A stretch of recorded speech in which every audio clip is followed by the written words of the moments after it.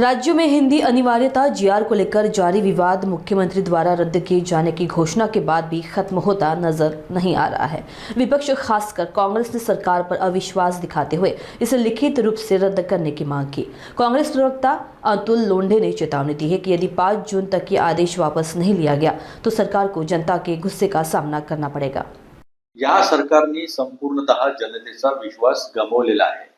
यापूर्वी सुद्धा जेव्हा हा प्रश्न उपस्थित झाला होता, काँग्रेसने उपस्थित केला, शिवसेनेने केला, मनसेने केला, त्यावेळेस आपण सांगितलं होतं की ही अनिवार्यता आम्ही मागे घेतो आहोत आणि पुन्हा मागच्या दरांनी तोच जो प्रयत्न केलेला आहे तो आम्हाला मान्य नाही आणि विश्वासार्हता गमावली असल्यामुळे समिती पुढे करणे किंवा आम्ही हा GR रद्द करू याच्यावर कसा विश्वास ठेवायचा हा प्रश्न आहे। त्यामुळे GR रद्द करा, पूर्णतः ही जी अनिवार्यता ही मागे घ्या आणि तेव्हाच 5 तारखेचा मोर्चा जो आहे त्याच्या संदर्भात विचार करण्यात येईल।